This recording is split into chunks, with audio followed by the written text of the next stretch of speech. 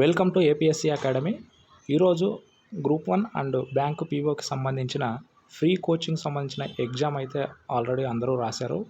So ఇందులో group 1కి సంబంధించినటువంటి వాళ్ళైతే కూడా చాలామంది అయితే బాగానే రాశారు. వాళ్ళకి సంబంధించి కూడా క్వశ్చన్స్ కూడా మంచిగానే వచ్చినాయని చాలామంది సంతోషాన్ని అయితే వ్యక్తం చేశారు. ఇందులో ఒక నెగిటివ్ పాయింట్ ఏంటంటే బ్యాంక్ పీఓ ఎవరైతే రాశారో ఎగ్జాక్ట్గా పీఓకి ప్రిపేర్ అయ్యి రాసినటువంటి వాళ్ళకి ఏంటంటే ఇక్కడ section 1, section 2, section 3, section 4, section 5, section 6 ఈ 6 కూడా వీళ్ళకి సంబంధించినటువంటి క్వశ్చన్స్ లేకపోవడం అనేది చాలా బాధాకరమైనటువంటి విషయం. ఇక్కడ బ్యాంక్ పీఓ అండ్ గ్రూప్ 1కి సంబంధించినటువంటి వాటిలో చాలామంది ప్రిఫరెన్సెస్లో గ్రూప్ 1 ఇచ్చారు, ప్లస్ కొంతమంది ప్రిఫరెన్సెస్లో పీఓకి ఇచ్చారు.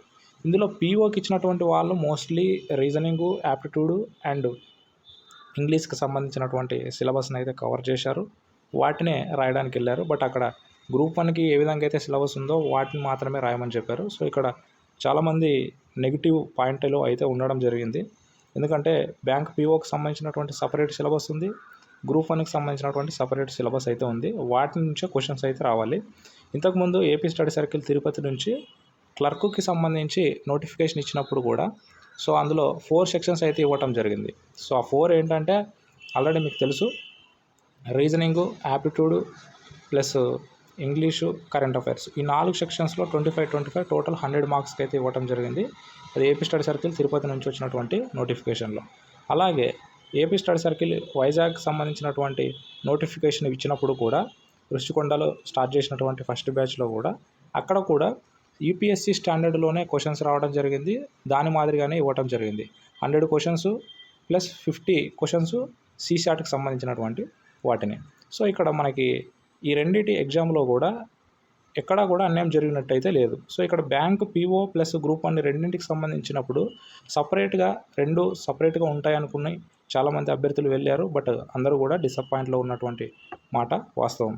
సో ఇక్కడ బ్యాంక్ పీఓకి సంబంధించి ప్రిపేర్ అయ్యి ఎవరైతే ఉన్నారో వాళ్ళందరూ కూడా కామెంట్ సెక్షన్లో కామెంట్ చేయండి. మీరందరూ క్వశ్చన్స్ ఏవేవైతే చూశారో, అంటే అట్లీస్ట్ మీకు సంబంధించినటువంటి క్వశ్చన్స్ ఏవీ లేవన్నప్పుడు మన తరపున స్టడీ సర్కిల్కి ఒక రిప్రజెంటేషన్ ఇవ్వడం అయితే జరగాలి. ఎందుకంటే ఇక్కడ బ్యాంక్ పీఓకి సంబంధించినటువంటి కోచింగ్ తీసుకోవాలి అనుకుంటున్నటువంటి వారికి ఇది మంచి అవకాశం.